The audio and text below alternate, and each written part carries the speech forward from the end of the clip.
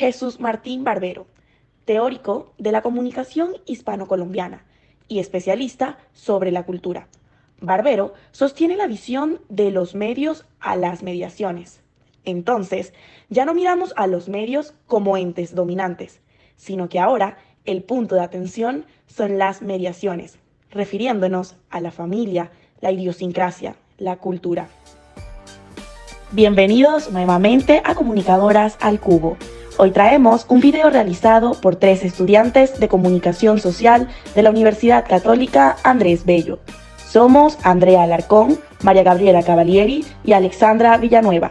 Conformamos el grupo 9, guiadas por el docente de la Cátedra de Teorías Sociales de la Comunicación, Carlos Enrique Guzmán Cárdenas. En este video nos enfocaremos en el estudio crítico dirigido a las poblaciones latinoamericanas. Es preciso ahora entender el concepto de cultura desde el materialismo histórico. La cultura se entiende como el conjunto de valores, creencias, prácticas y producciones materiales e inmateriales que surgen en una sociedad determinada y que están condicionados por las relaciones sociales de producción y las condiciones materiales de vida de esa sociedad en particular. Es decir, la cultura no es algo estático o aislado, sino que está en constante evolución y es moldeada por las condiciones económicas, políticas y sociales de la sociedad en la que se desarrolla. Además, la cultura no es algo homogéneo, sino que puede haber diferencias culturales entre distintos grupos sociales dentro de una misma sociedad. En este sentido, la cultura es vista como un producto de las relaciones sociales de producción y no como algo independiente o autónomo. Por lo tanto, el análisis de la cultura desde el materialismo histórico implica comprender las condiciones económicas y sociales que dan lugar a su surgimiento y desarrollo, así como las relaciones de poder que se establecen a través de ella, y la influencia que puede tener en los géneros. Un ejemplo de cómo el género influye en la comunicación y en los medios podría ser la forma en que se representan los roles de género en las películas. En muchas películas se suele presentar a los hombres como fuertes, agresivos y dominantes, mientras que a las mujeres se les representa como débiles, sumisas y dependientes. Esta representación estereotipada de los géneros puede influir en la forma en que las personas se perciben a sí mismas y a los demás, y puede perpetuar la desigualdad de género en la sociedad. Además, puede limitar las posibilidades de representación de personas que no se ajustan a estos estereotipos de género. En términos comunicacionales, todo tiene relación e influencia, así como la economía política, que se refiere al análisis de cómo los medios de comunicación y la información influyen en las decisiones políticas y económicas.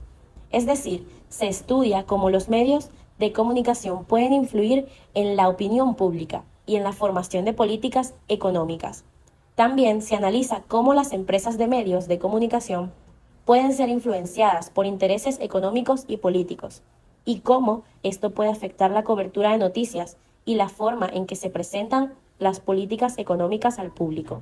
En resumen, la economía política, en términos comunicacionales, se enfoca en la relación entre la economía, la política y los medios de comunicación. Golding y Murdoch, 1993, dos de los representantes más sobresalientes de este enfoque señalan que la economía política crítica es distinta de la economía en general, en 4 aspectos. Es holística, es histórica, se preocupa por el balance entre la iniciativa privada y la intervención pública gubernamental. Y, lo más importante, va más allá de las cuestiones técnicas, de cómo obtener la eficiencia para abordar cuestiones morales básicas como la justicia, la igualdad y el bienestar común. Algunos ejemplos pueden ser una empresa de medios de comunicación que recibe financiamiento de un grupo empresarial puede verse influenciada por los intereses de ese grupo y presentar una cobertura favorable a sus intereses económicos. La publicidad es una fuente importante de ingresos para los medios de comunicación, por lo que pueden estar incentivados a presentar información que atraiga a los anunciantes. Por ejemplo, un medio de comunicación puede presentar noticias sobre productos o servicios que son patrocinados por anunciantes, aunque no sean necesariamente relevantes para el público. Luego de esta necesaria contextualización, es momento de comenzar con todo lo relacionado a los mensajes, para entender a Jesús Martín Barbero y su pensamiento de los medios a las mediaciones. ¿A qué nos referimos cuando hablamos del contenido de los mensajes? En primer lugar, se hace importante entender que los mensajes son polisémicos. La polisemia de los mensajes se refiere a la capacidad de un mensaje de tener múltiples significados o interpretaciones. En otras palabras, cuando un mensaje puede ser entendido de diferentes maneras por diferentes personas o en diferentes contextos.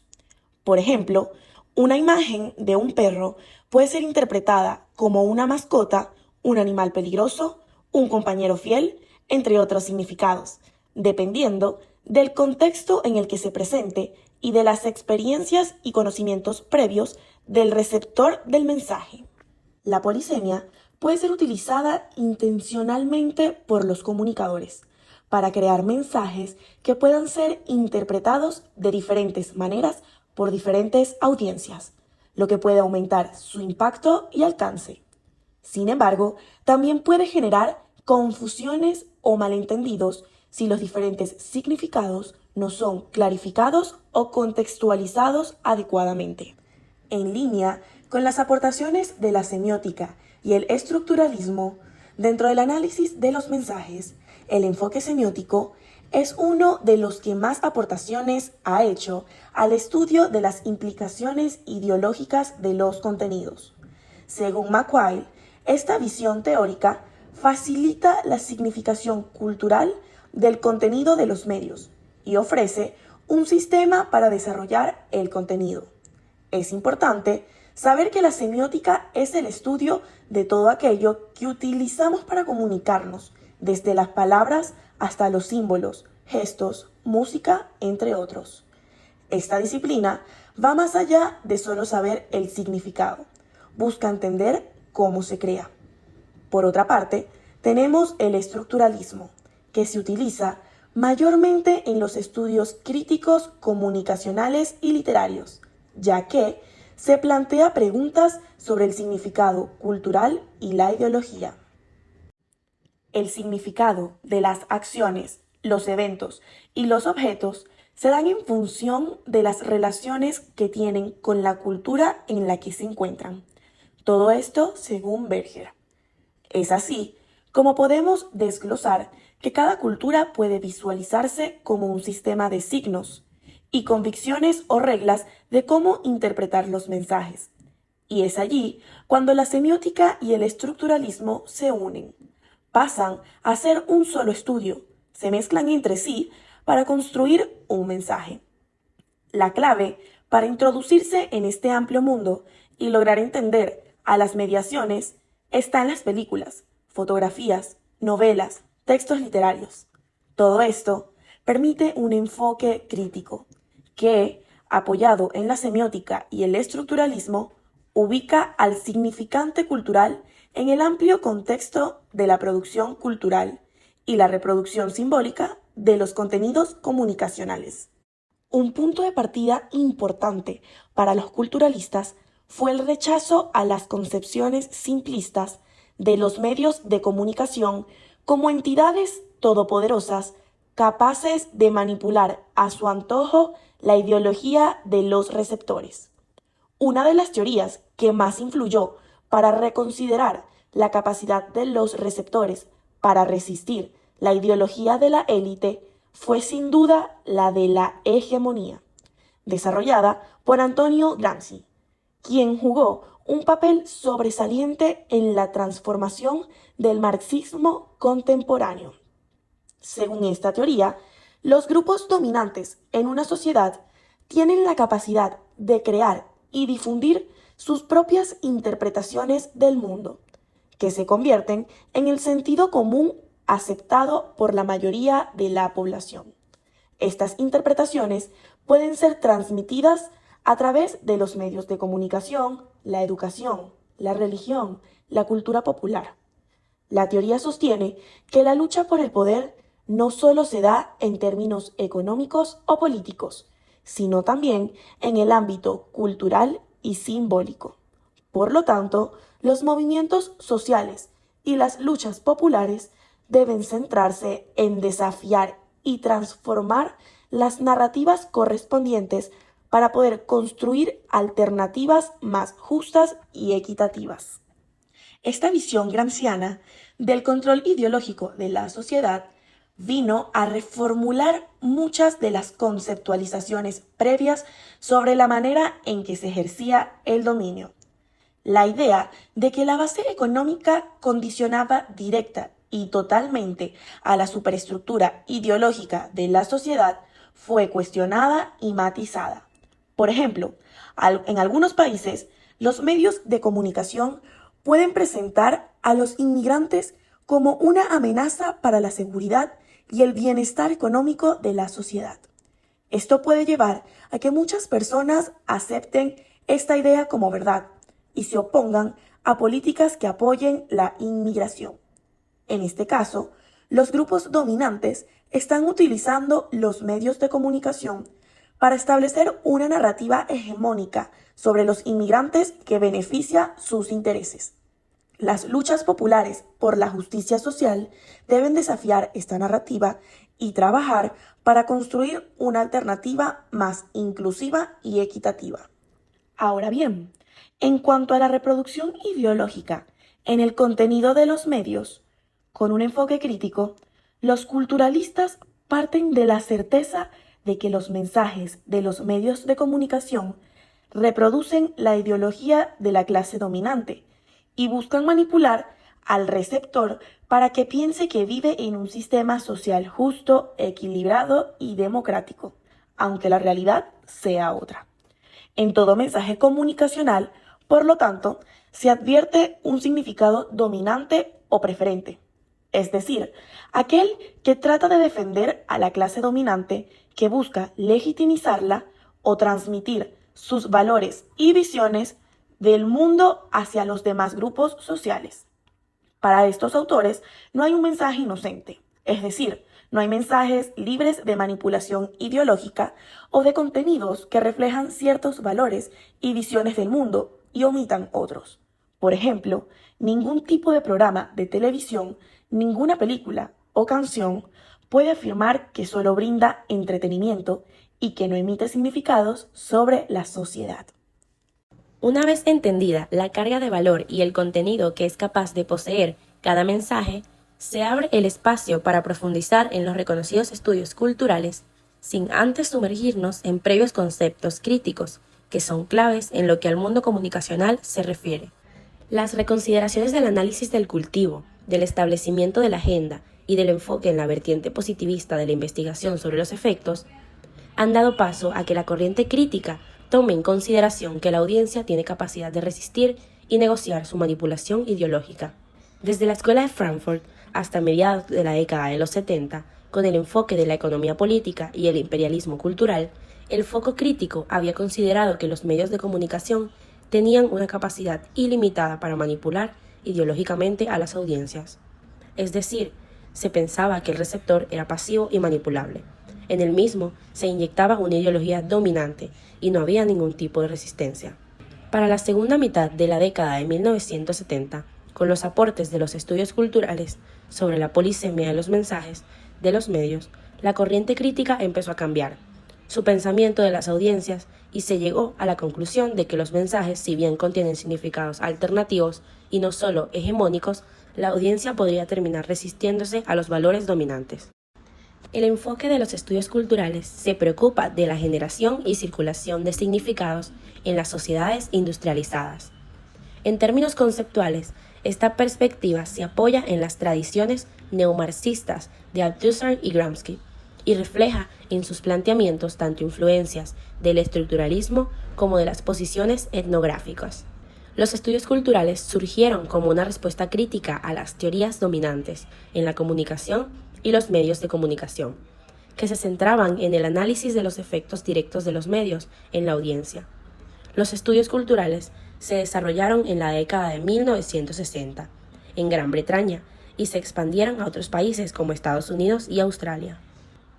A finales de la década de 1970, Stuart Hall había concluido que el tipo de entendimiento de los mensajes depende de diferentes aspectos o mediaciones.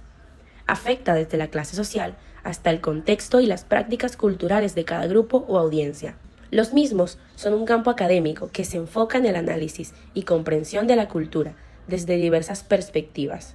Estos estudios abarcan una amplia gama de temas y enfoques, incluyendo la antropología cultural, la sociología, la historia, la literatura, el arte, los medios de comunicación y la política cultural. Se centran en la interacción entre la cultura y otros aspectos de la vida, como la economía, la política, el género, la raza y la etnicidad. En América Latina, los estudios culturales han sido especialmente relevantes. Se han realizado investigaciones y análisis desde perspectivas antropológicas y sociológicas, explorando temas como la identidad latinoamericana, la modernidad, las culturas juveniles y el vampirismo en la cultura latinoamericana. De acuerdo con David Morley, que fue uno de los primeros culturalistas en poner a prueba el modelo de Hall en una investigación empírica con audiencias, era importante analizar la recepción televisiva grupal más que la individual, para rastrear las relaciones de sujetos producidos socialmente y la dimensión social que estos grupos tenían en común. También descubrió que Hall le había dado mucha importancia al rol de la clase social en la producción de lecturas, y a su vez, la pluralidad de roles ejercidos por una misma persona provocaba que la decodificación no se correlacione con la clase social. Un ejemplo de esto sería un hombre que puede ser trabajador productivo, sindicalista, simpatizante del Partido Socialdemócrata, consumidor, racista, casero, golpeador de esposa y cristiano, y aún así tener un entendimiento diferente a sus convicciones, o que van en contra de todos los roles que desarrolla. En cuanto al análisis de la recepción, el enfoque de los estudios culturales no es el único que realiza investigación sobre las audiencias. También están los usos y gratificaciones, así como las diversas teorías denominadas efectos, como establecimiento de la agenda y análisis del cultivo. Por lo que existen en total 5 perspectivas: efectos, usos y gratificaciones, criticismo literario, estudios culturales y análisis de la recepción, que desde distintos ángulos, énfasis y metodologías se encargan de estudiar las formas en cómo los mensajes son recibidos e interpretados por los miembros del público. En 1990, Jensen y Rosengren propusieron una clasificación que continúa siendo útil para identificar las diferentes corrientes en el estudio científico de las audiencias, en la cual se basan en las principales características de las 5 perspectivas y destacan qué tanto se enfocan en el mensaje, la audiencia o el sistema social, los tipos de metodologías, enfoques y técnicas de análisis, así como la presentación de resultados. Finalmente, retomando el enfoque de los estudios culturales, se dice que las audiencias no solo son consumidoras de mensajes, sino que también son productoras de significados, es decir, decodifican o interpretan los textos comunicacionales en formas relacionadas con sus circunstancias sociales y culturales, y con la manera en que experimentan subjetivamente dichas circunstancias. Por otra parte, en cuanto a la perspectiva latinoamericana, el auge de los nuevos enfoques teóricos sobre la audiencia activa que se manifiesta en Europa y Estados Unidos no es propio de esas regiones. América Latina, mediante elaboraciones teóricas y aproximaciones metodológicas diferentes, ha dado a las audiencias un rol activo y una mayor capacidad de rechazar o negociar los mensajes dominantes de los medios. García Canzlini señala que no resulta fácil definir las características de los estudios culturales, bien sean latinoamericanos o de otras regiones, debido a que no constituyen una disciplina, sino un campo de estudio donde confluyen enfoques, tradiciones y metodologías de diferentes ciencias sociales y humanidades. Además, explica que la combinación de diferentes disciplinas y metodologías enriquecen y renuevan la exploración de la cultura, permitiendo así estudios muy novedosos y relevantes que no se habrían podido realizar si cada quien continuara encerrado en su respectiva ciencia social o humanística. Según la investigadora brasileña Nilda Jacks, las principales corrientes que desarrollaron la investigación de las audiencias en América Latina fueron 5. Primero, el consumo-cultura. Segundo, los frentes culturales. Tercero, la recepción activa. Cuarta, el uso social de los medios. Y quinta, el modelo de las multimediaciones. De una u otra manera, Estos 5 enfoques latinoamericanos fundacionales de los estudios de audiencia en la región son compatibles con el enfoque más amplio de los estudios culturales y comparten entre sí supuestos y conceptualizaciones teóricas. América Latina ha destacado en el estudio culturalista de los mensajes y su recepción ha hecho contribuciones significativas a nivel mundial. La investigación sobre las lecturas de los contenidos mediáticos en las audiencias latinoamericanas. Los complejos procesos de consumo y apropiación de las diferentes comunidades interpretativas han facilitado una mayor comprensión de los usos y de la integración de los medios a la vida cotidiana, con aportaciones empíricas y teóricas que han hecho avanzar el campo de la investigación de audiencias en el país y la región. Sin embargo, la mayoría de los estudios han dejado fuera de discusión y el análisis el tipo de lecturas realizadas por los grupos investigados. En nuestra región, no se alcanza a advertir una línea clara de estudios que aborden el análisis de las lecturas que realizan los receptores. Más bien, se ha tendido a privilegiar la documentación de las rutinas de uso y consumo de los medios, y en el mejor de los casos, a identificar las percepciones y posturas de ciertos grupos, como las madres de familia ante el consumo televisivo de sus hijos. Tras numerosos estudios realizados, se evidenció la capacidad de las audiencias, ya fueran estas de clase baja, media o alta, jóvenes o adultos, hombres o mujeres, para cuestionar activamente los noticieros televisivos nacionales y discutir su falta de objetividad y sus sesgos ideológicos. Los hallazgos confirmaron las afirmaciones de los estudios culturales sobre la capacidad de las audiencias para negociar los significados hegemónicos de los informativos, pues criticaban la parcialidad de dichos programas, la autocensura y los intereses creados de los medios. Además, de manera natural, la audiencia integra la telenovela en su vida diaria, generando un gran impacto, así como al mismo tiempo arrojando ciertos resultados. En cuanto al debate sobre la actividad de la audiencia y los efectos de los medios en la actualidad, los estudios culturales han sido ampliamente utilizados y populares entre los académicos de la comunicación en América Latina. Sin embargo, en los últimos años ha surgido una creciente insatisfacción con este enfoque, ya que parece haber abandonado su origen crítico para adoptar posiciones más positivas.